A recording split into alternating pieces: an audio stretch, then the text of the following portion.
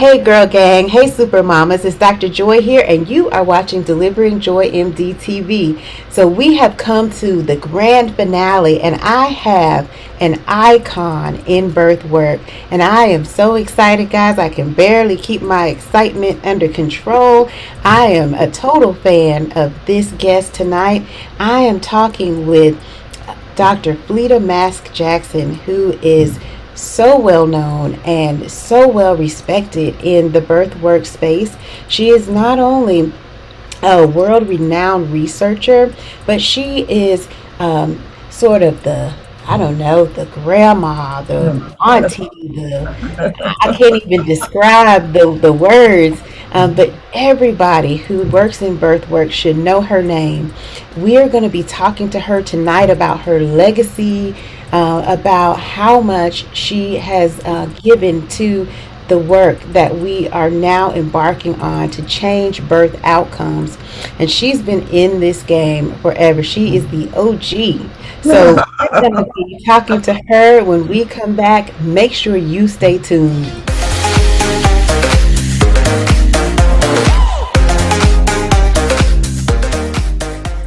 We are back with Dr. Fleda Mask Jackson, and I am so excited. She has done major research for the CDC, the Ford Foundation, the Kellogg Foundation, the Health and Human Services Department for the United States, has been confirmed by the Obama administration of the White House. So many things. The list goes on and on and on. Faculty appointments at Spelman College, Emory University, Morgan State, Columbia University. She's had media appearances in Ebony, Essence, ProPublica, CNN, NPR, PBS.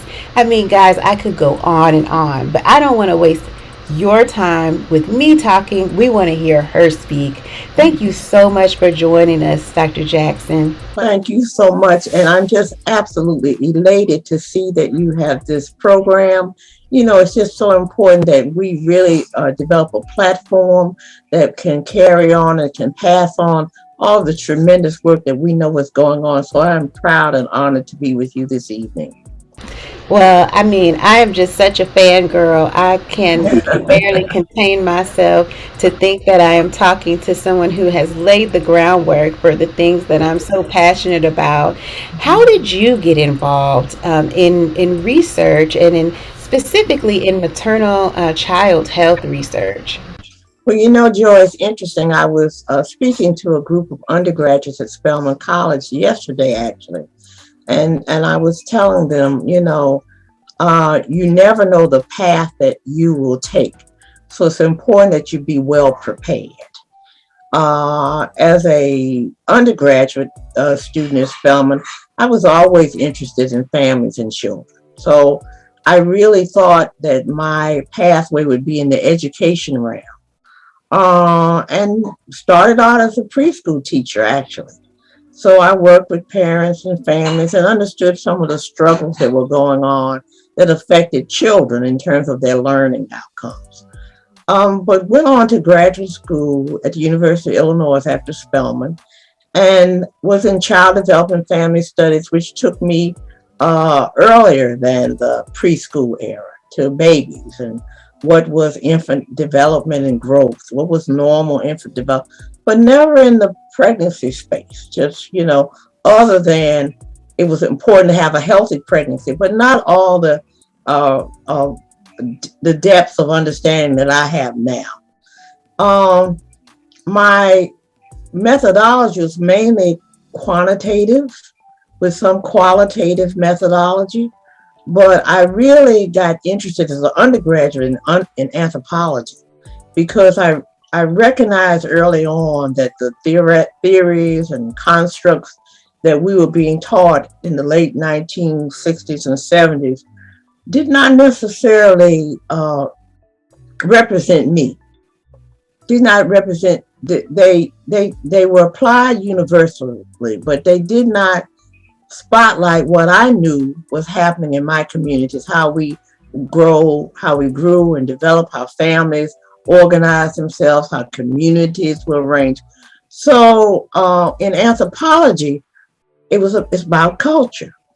And so it gives the methodologies in terms of observing how communities are formed, how the interaction takes place.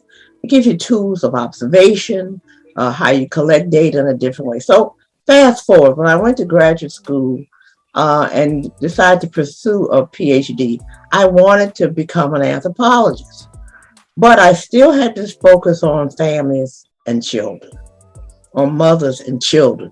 So one of the professors in anthropology, when I told him what my passion was, he said, well, I'm not interested in that. But he was someone who was the most akin to what I thought I wanted to do. So I ended up in the department in educational psychology with someone who was an anthropologist and who was looking at schooling and education and so forth. And I was interested in that. Well, in anthropology, in her area, anthropology of education, and in the educational psychology department, you have to learn about psychometrics. That's building tools, building instruments, assessments, screenings, all of that. So I learned that. So that meant that in my training, therefore, gave me the dual focus of quantitative as well as qualitative. So I came out of graduate school mainly focusing on education. For a time when I was teaching Spelman College, I was teaching multicultural education. So it meant that that culture piece was coming in. I was teaching students about what happens in Native American communities and what happens in African American communities, what happens in Asian communities. So with a lens on all of that thing. So essentially my training was multicultural and multidisciplinary. I was approached by a group to work with them in terms of something they wanted to do because of the methodological skills that I had. And this was around Black women's health. Fast forward, that really was the pathway that led me into the maternal and child health arena. Now, something personally led me to it as well.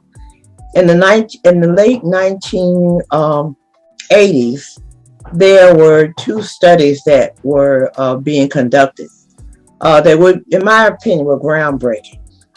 The Skondorf study, which looked at population data, looked at the birth outcomes of well-educated African American women. So we would assume you have an education, you have a level of income, you have access presumably to health care, so you should have healthy birth outcomes. Well, there was also another study was taking place in Atlanta that was inviting graduates of the schools in Atlanta University Center, Spelman, Clark, Morris Brown, women to talk about their birth experiences and to really with the premise that there was a disparity then. And I wasn't familiar with the disparity language that was used in health and medicine at that time. I was offended by the premise of the question. In my mind, I thought, oh, Black women don't have problems having babies. You've talked about our children being inadequate and what we don't do for them so that they perform better in school. And my attitude is now you're saying that we don't even know how to have babies. Well, I was offended by the question and did not complete the survey.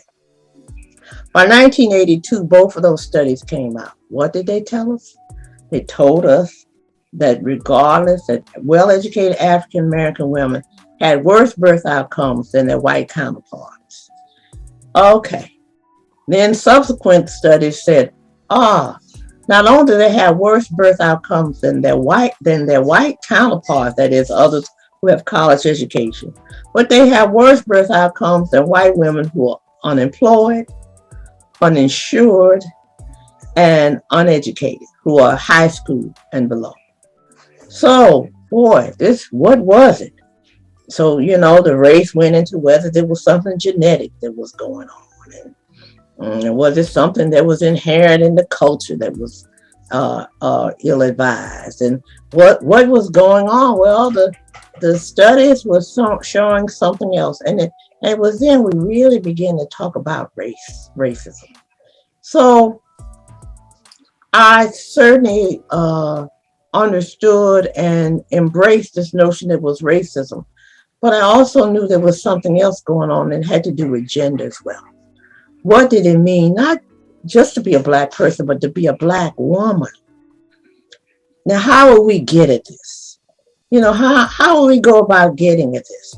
The tools that we had at the time really were not specific because, as you know, Dr. Joy, we look at generalizable, what will be appropriate or be applied to everybody. And that's good. I mean, we have to have something, some roadmaps that gives, but we know that there's some very specific things. And going back to that cultural thing, that there's some specific things that both put us at risk and also are protective for us, depending on who we are. And so I and my colleagues, Dr. Mona Phillips, Dr. Carol Hogue, Dr. Tracy Curry Owens, and others embarked upon exploratory research. It hadn't been done this way before. And to first ask Black women of all walks of life, from women who lived in the housing projects of Atlanta to those who lived in high-end housing complexes, women who were professionals, women who were not professionals, women who worked in health, women who worked in all kinds of things. Why did they think the disparities in cardiovascular disease and hypertension and diabetes, and certainly in terms of birth outcomes, existed?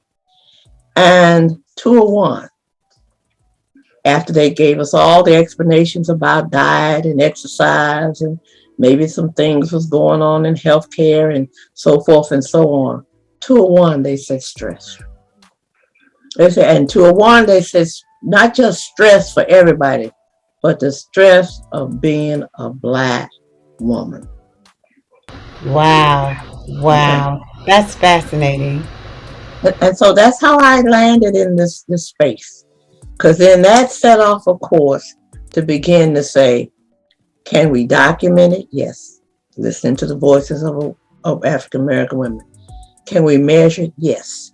Taking the voices of African American expression of their lived experiences and to turn those into items that can be measured and then set alongside other tools.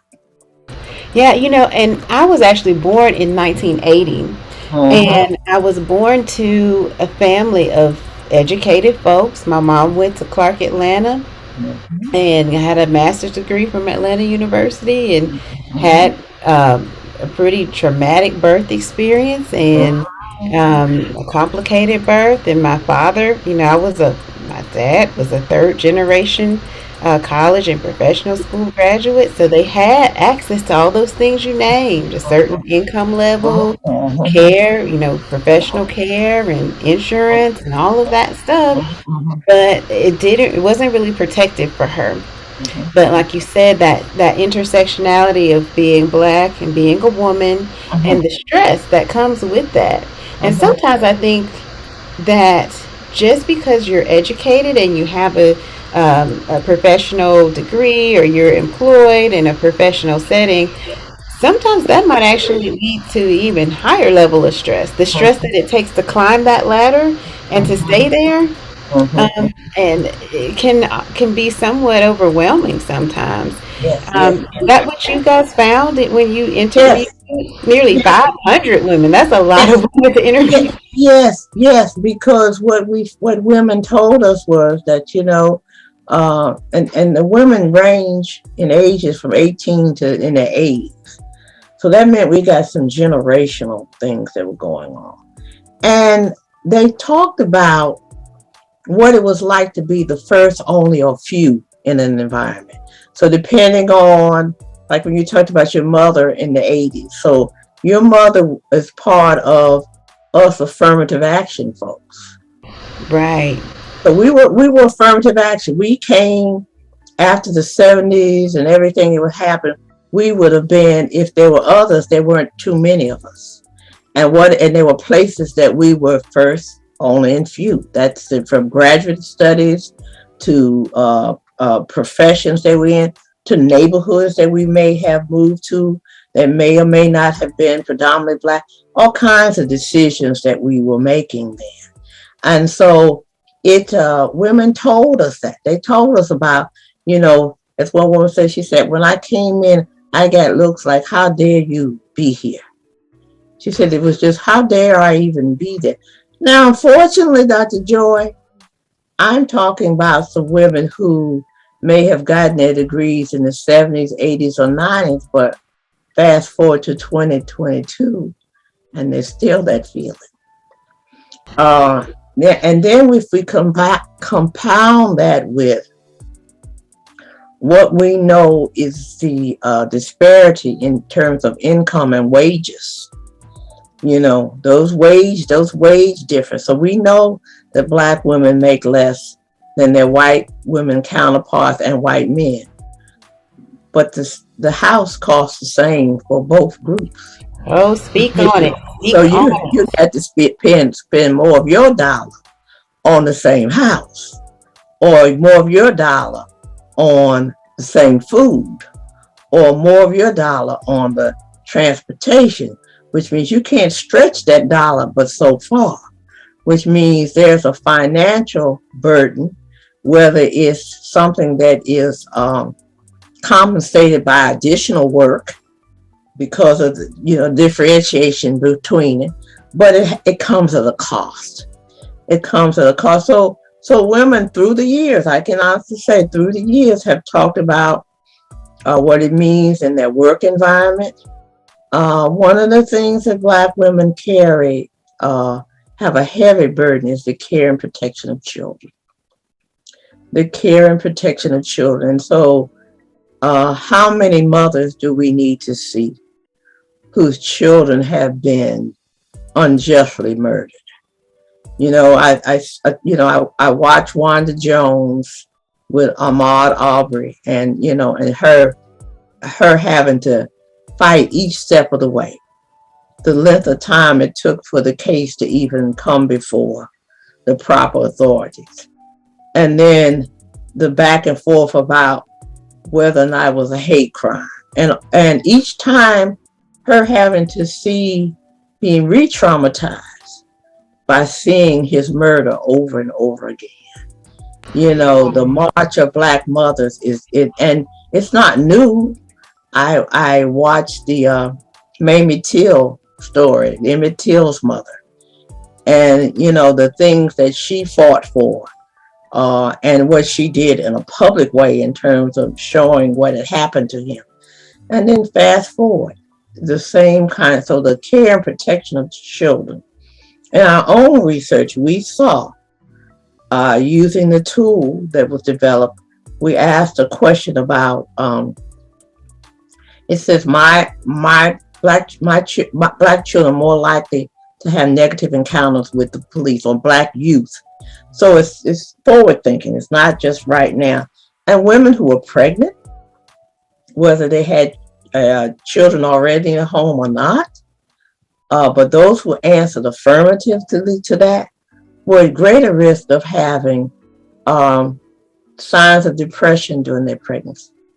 Now, in your area, if there are signs of depression during pregnancy or depression during pregnancy, it has not only mental health consequences, but it is affecting the physiology of the mother too, which means that she may be at greater risk of having adverse birth outcomes. Furthermore, if she gets through that period, because she was depressed or had signs of depression before giving birth, she's at real great risk of having postpartum depression and all the things that go along with that in terms of her inability to function properly and to take care of her newborn infant. So we began to see these things in terms of what women were telling us about their lived experiences, in terms of racism, in terms of gender, and gender meaning the burden, having to take care of so many others' needs and not your own. And what do you do? Finances, not being able to get the credit that you need. And what do you do? Because again, you're trying to stretch a dollar that's less than your counterparts. So you need to have a way to do that. You know, looking at abuse and neglect, physical, mental, emotional neglect. Now, stress isn't just the exposure, it's also not having the resources to buttress yourself against that exposure. And the question is, what is the recourse and what is the support for racism? What do you do for that to buttress yourself against racism? And that may seem like it's a futile pursuit, but not so, because otherwise you couldn't explain why we're still standing. So there are some things that women, because we didn't just ask them what was stress, we asked them, what do you do? And in that vein, faith and spirituality was one of the things that they did. Those girlfriend circles become extremely important, and which women talked about to some extent. History and culture, knowing that there was a Harriet Tubman who went through the woods and brought others with her, becomes important. And also those self-care things that we advise individuals to do, take a break, slow down, etc. But all of those things become important in a real cultural way. And beauty becomes one of those things. So those things are important. They're not a matter of course. They're really important. I completely agree with that. Just today, I had to have a sister circle in the hallway, because those are the things that that we use as coping mechanisms. And we said, keep shining, keep your head up, keep going. You can do this. You got this. You're an excellent doctor. You got this. You are a star. You got this, and you can do this. So those are the things that we use, and to have that confidence in yourself that that your ancestors fought hard for you to be here. One thing I really love to do is when I am going into the operating room, I love to stand there and look at that board and see. My first name is Lathenia, and my great grandmother's name was Thenia Jones. Oh, wow. And she had a third grade education, but she was determined that her son would go to college. And that was my grandfather. And so I look at that name pop on that board as primary surgeon, and I think, I wonder when she sees her name on that board. Yes. So that makes her so proud. And so regardless of whatever anybody thinks or says, she sees her name on that board. And I know that makes her happy. And so I can deal with whatever comes my way. But her name on that board is just something that gives me so much pleasure to see that.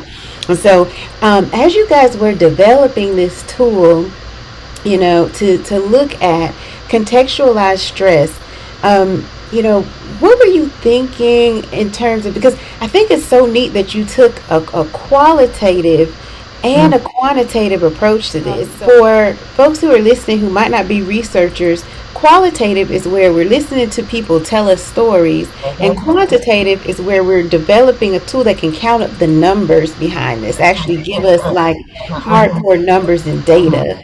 So that's a brilliant approach. That's something that we don't really see very often, mixing that type of research. So how did you guys come up with that idea, and what are you hoping to be able to gain? Because this is a long time. I mean, you guys have been working on this for a long time. Well, it's interesting because the goal was to create a measure. And what usually happens in creating a measure, you go to the scientific literature and you read what this scientist has said and what that scientist has said, and they have a theory about what it is. And then others come in and say, oh, okay, this question represents this. This question, you begin to draft the questions.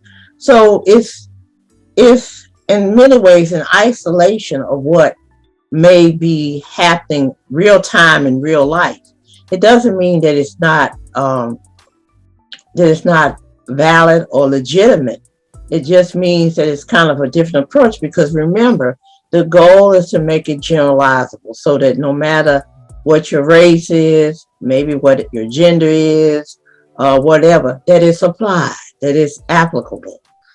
Um, what we knew was that existing tools did not get down to the nitty gritty of what Black women were saying was stress. We respected their authentic, authoritative voices in saying what stress is. We operate on the premise that individuals are authorities on their lives, and that there are things that they know, and there are things that will, in fact, impact what they know. So it was really to say that can we, and the real, and I thank you for asking that question, because the question was, can we really take the voices of African American women and turn it into something that maintains the authoritative knowledge that they have, and be robust and have fidelity to what is the process for developing a tool. So that was really, we really didn't know whether, there's a whole process you have to go through. You have to still stand it up against some existing tools. And it stood up against the existing tools. So it was one that said, that was doggedly committed to making sure that those voices could be replicated in a way that means you could measure, that you could say, okay, and that women have these experiences, and if you have so many of these experiences, it represents you having high stress, and that high stress is also gives some indication of your risk for depression, which is the outcome that we looked at. So it was really something that was exploratory. So for your readers, as you so aptly said, listen to voices, focus groups, circles, interviewing people to ask them some things. And so it started with focus groups to say, okay, what do y'all think it is? And then you look at that data and say, okay, so I need to get further detail on what they said. So I'm going to interview some other women to say, okay, what do you think they were saying?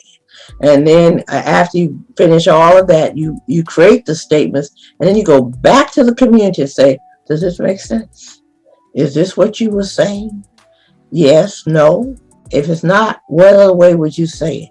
And to go through a process like that. So it's quite a process to do it. It's been a long time. There's some other studies that have happened. What our concern is how it's more accessible, and the online version is in the make now. So that's really what it has been. And I would have never thought that this work would have gotten this much attention at this point. But I think it's because a new generation of scholars, of physicians, of nurse practitioners, of policymakers have really demanded their presence in everything that has to do with the birthing outcomes for Black women. And in doing that, this is one of the ways that they saw as a pathway.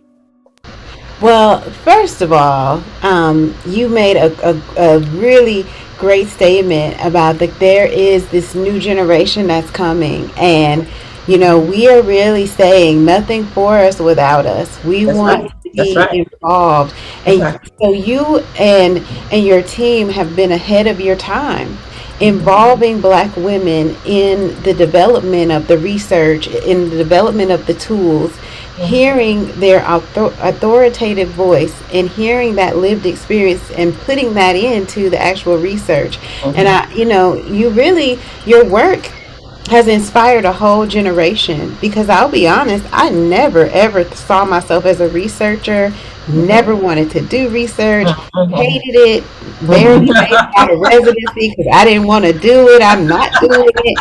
I did a research project in residency just because that was the only way to graduate.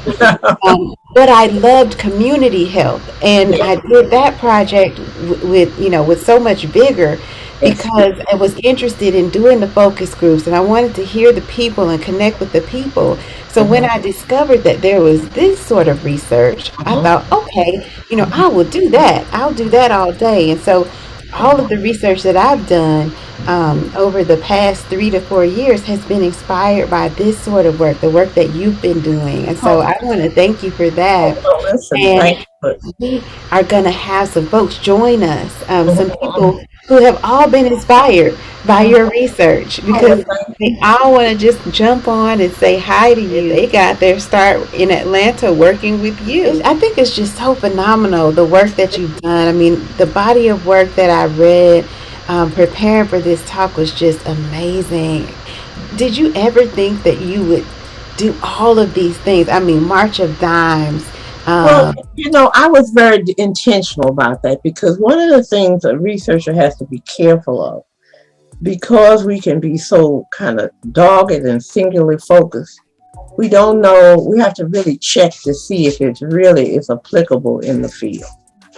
And so I'm not a provider. I don't have the training of a physician or a nurse practitioner or anyone who's part of the team of care. So, working with the March of Dimes, or now I'm working with a group which is AIM CCI, which is dealing with issues of quality, which I had no idea about what that meant. And working in some of the groups that you and I have worked in, it has been my goal to understand the broader picture and where I fit in that and where others fit in that, because we're in a movement now, and we have to make sure that all the pieces are in place, that we move the numbers. Now that's really my goal at this juncture. So to help, support, encourage, do whatever to make sure, because we had demanded that we be at the table and not on the menu. And if we're at the table, we have to make sure that all of those pieces come into place in terms of having systemic change. So when you say that, I wouldn't have imagined that, but I've been more deliberate about it now because so many other things have happened in terms of the demands that Black providers, investigators, and so forth, policymakers have, pushed their way through. And we want to actually see that we made a difference.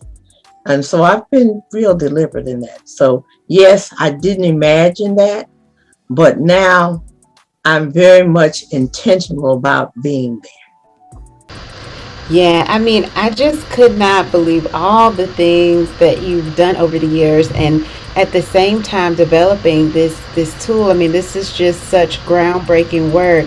And when I think about how this is going to affect, as we put it into practice, as we're able to there. distribute this tool to birthing folks, I can see how, actually looking to see if these tools show us that there are signs of contextualized stress and signs of depression.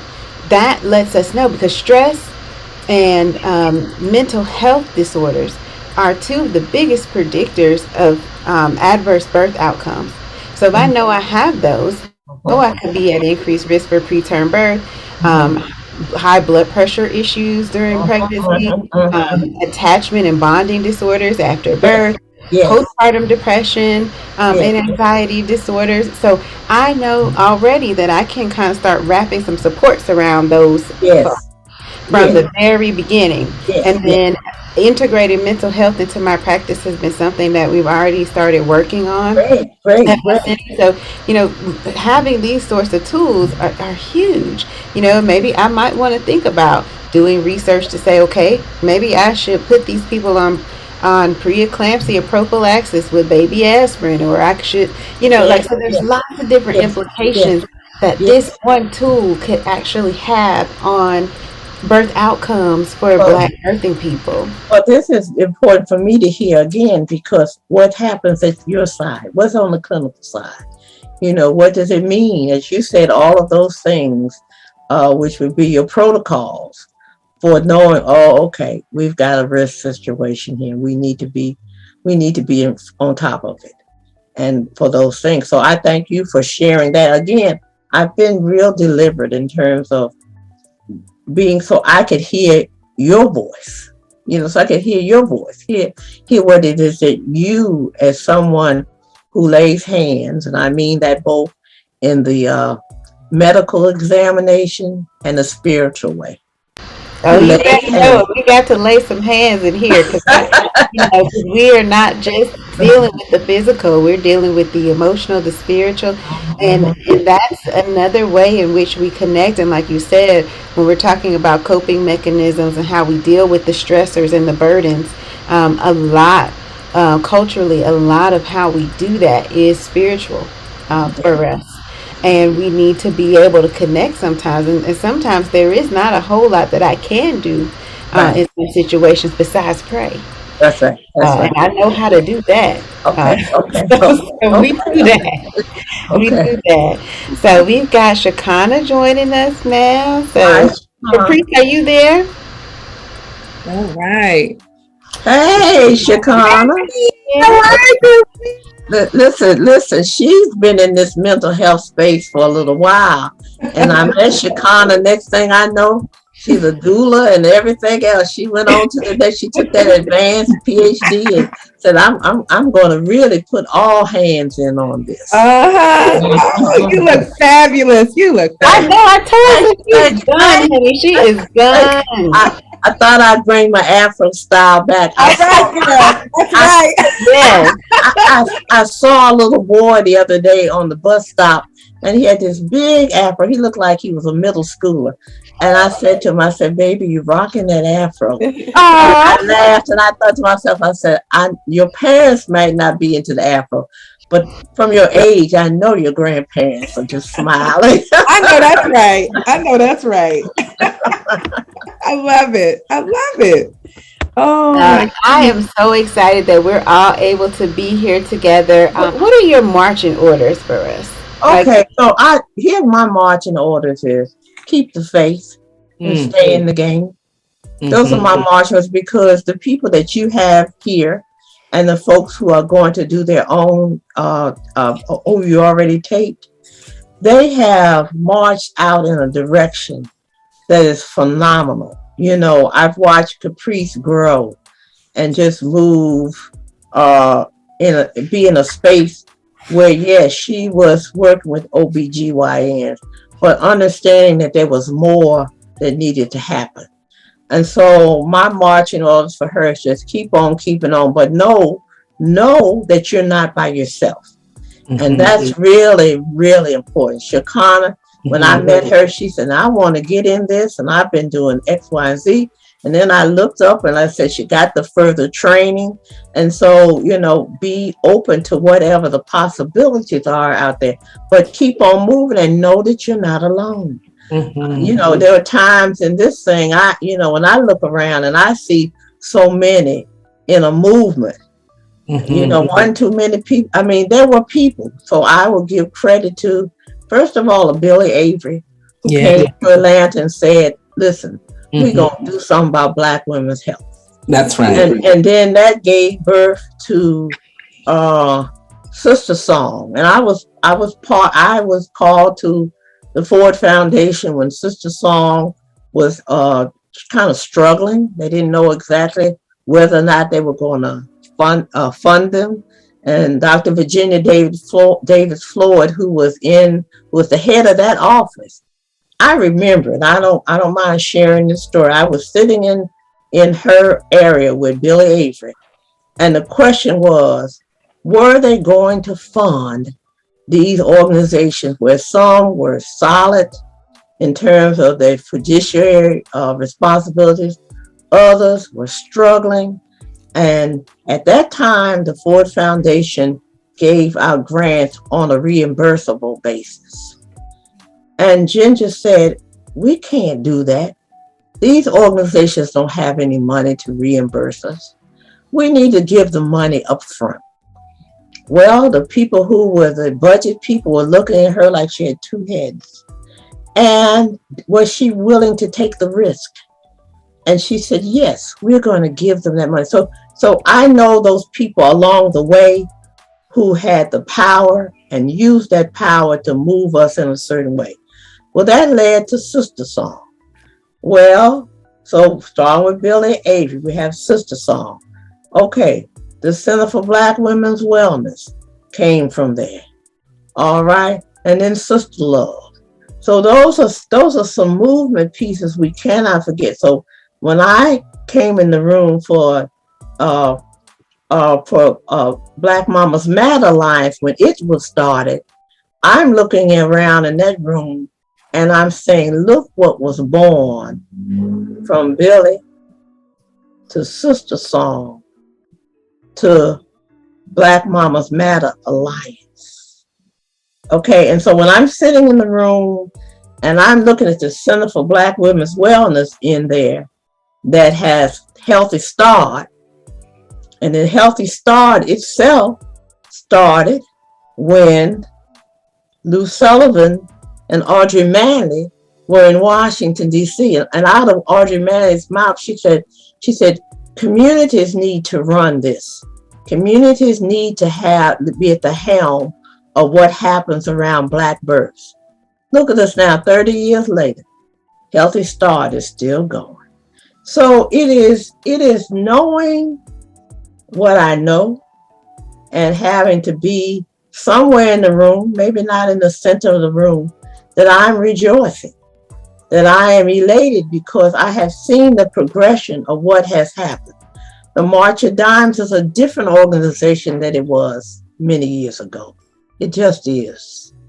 It just is in terms of its focus, that it would now talk about racism, albeit Theodore Roosevelt and Eleanor Roosevelt, and Eleanor in terms of universal human rights was right there. But all of this stuff comes together.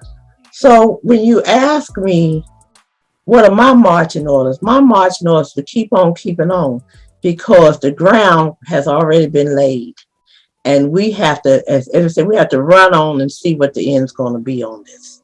And to understand that we need to be diligent in terms of the things that we are advocating for, our advocacy, and also in making sure that we're at whatever table that best fits our skills and talents. Amen. Amen. I believe in that. Yes. Because I just, we have to give honor and pay homage to those who have come before us and laid that groundwork and given us the wisdom and the skills and provided us with so much, with the boost, the shoulders that we're standing on. And so I just want to give you those flowers while you're here. I mean, I couldn't even believe that you would deem to answer my call. when I asked you that. I mean, honestly, because who am I? Listen, Joy, I see the fire in you. That's all I need to see. If you have the will and the way, the rest will fall in place. It's my philosophy. If you've got the will, the rest of it will fall in place. Well, I am just so very grateful. And I want to pose the question to these other two ladies who have also been just so gracious to me and have taught me so much. What does this next chapter for Black birthing people look like for you? How do we reimagine rebirthing reproductive rights and health for Black birthing people in the United States? Start with Caprice. You want to? That's what I was like. You want to go, Precy? Well, I will say, Dr. Caprice. Yes, look at you. My favorite. You look like a teenager. And I turned 51 the other day, Dr. Yeah, that's what I'm saying, Black. Don't crack now. Look at you. That's right. I would say, for Black birthing women, with all of the light and, powerful sisters at the table, this thing got to move. And I see the way we move this country to change an election. I see the way we got Ketanji Jackson sitting up there taking all the heat. We got Kamala in the White House. I mean, we got some sisters. We got Stacey here running. I just see the surgence of Black power, and that's what's gotten sort of the country sort of so fearful of us. And I said, with us at the table, even with this particular topic, I think that there's the only way we can go is up. And so our voices are at the table for those that can't be at the table. We're bringing who can't be at the table. We're bringing them to the table and collaborating more with them. We are, we're bringing our voice to those that don't want to collaborate and tell them you will collaborate, and coming to the table with a different mindset that we need to be there to make decisions that's for us. And I think that like never before, you're seeing that swell from all angles. And I think that we have to continue to capitalize on it. We have to continue to take advantage of these opportunities, because this too shall pass. Yes. And so just to keep our eye on the prize and to keep pushing where we need to be pushing, even when they close the door on us. And we see it in every institution. Joy, you firsthand where you are, and that it's there. But I think that, knowing that you have the power of your sisters behind you, am I my sister's keeper? I am. And you will take care of her, and you will do what's right by her. And I will give her the voice and the words and the language to use to make sure that you do it.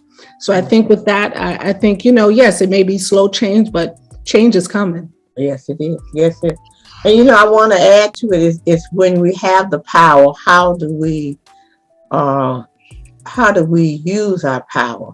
And so, as I talked about Bill and I talked about Virginia Davis Floyd, and then I have to raise the name of Diane Raleigh and Vajaya Hogan, who at CDC gave me my funding. And I don't know whether, and I think it was legitimate funding, but someone else might have said, no, I'm not going to fund them for that. I'm not going to fund her for that.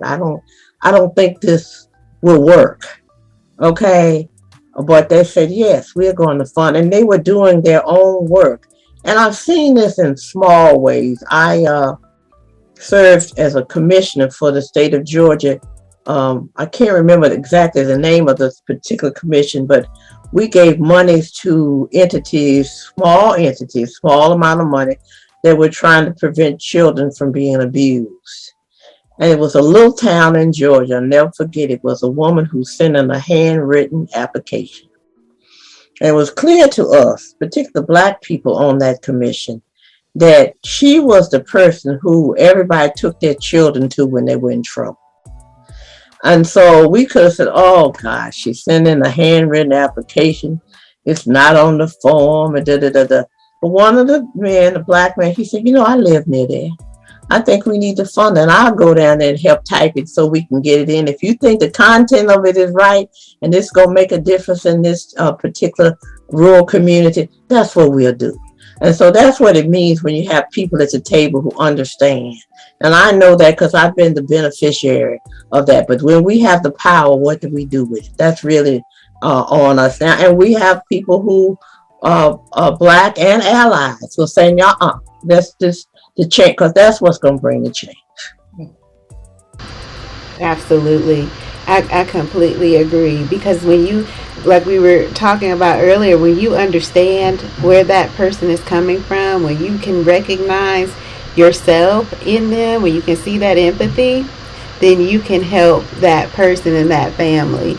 And that's not to say that others couldn't, but there may be something that you can see, that you can pull out of that situation and be able to assist them on a deeper level.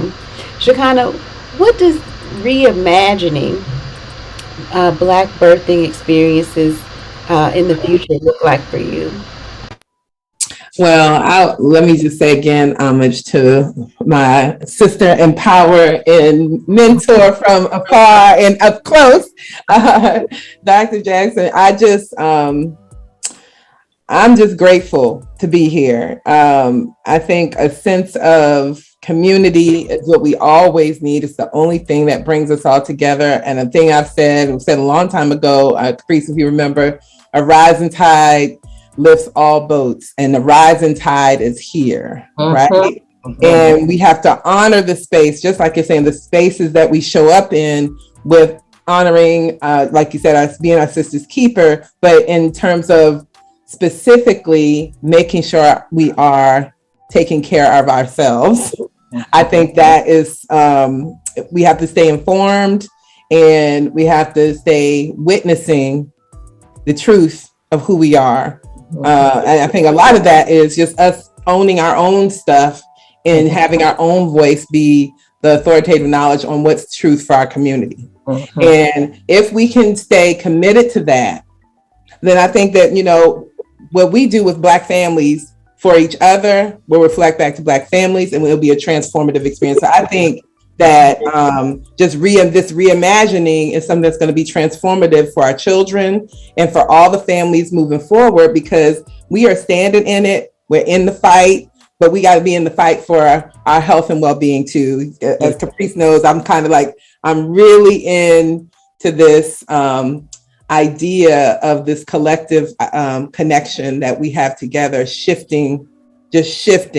So no longer it's not necessarily about committing to practices that we have to address non-Black folks about.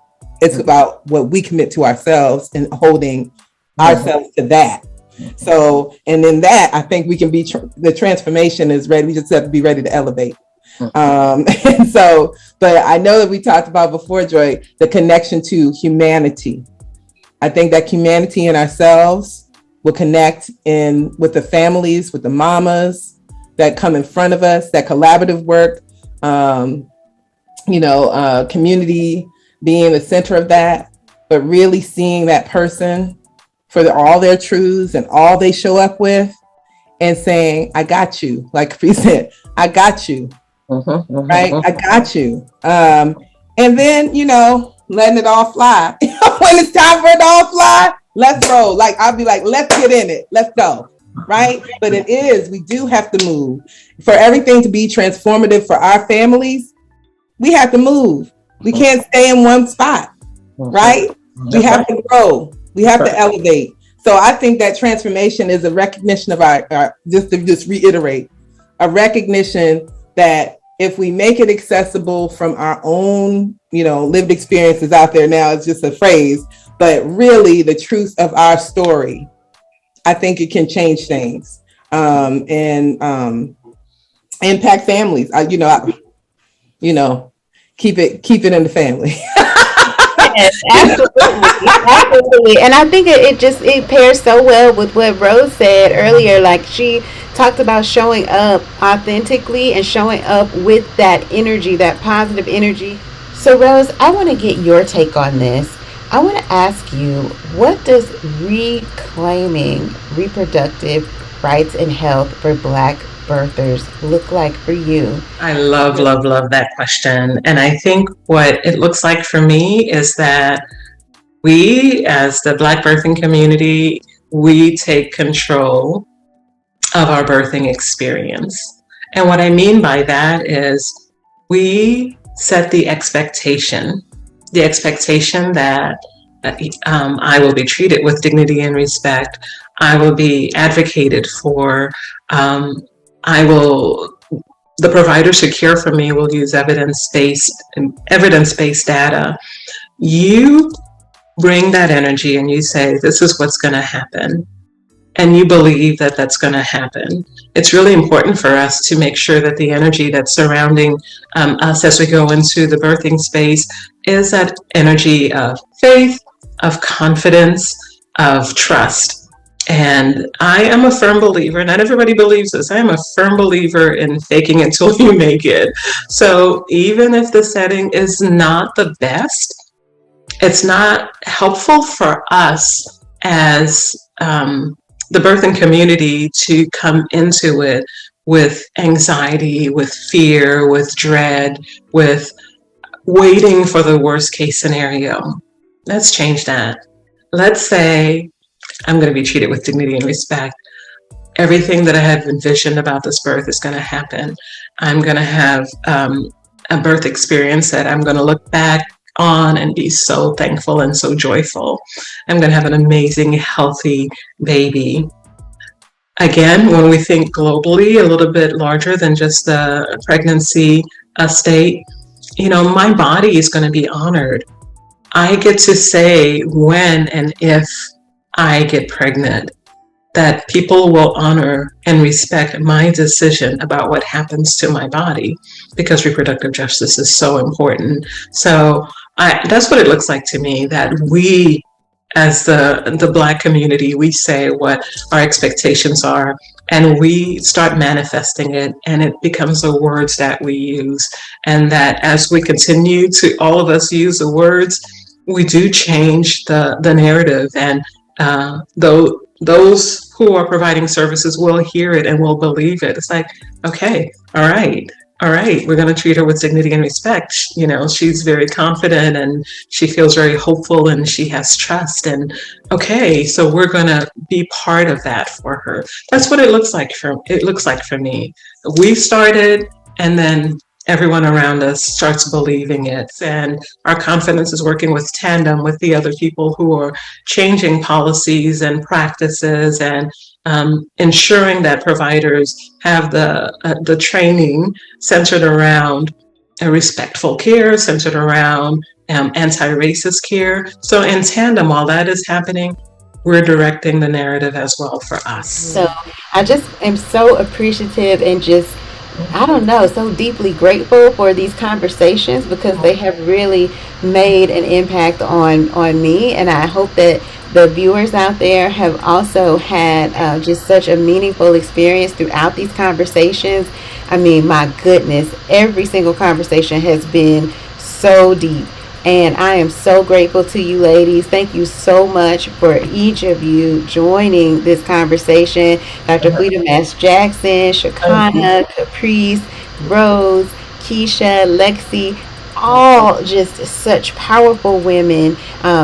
Liz Liba, all such powerful women in your own spaces, joining this conversation. We're going to have the entire playlist available, and this will be also available on Roku for the BTV watchers, and I'll have the YouTube playlist attached in the description box down there if you want to catch all the separate episodes and replay them for all of your girl gang. And we'll catch you next time.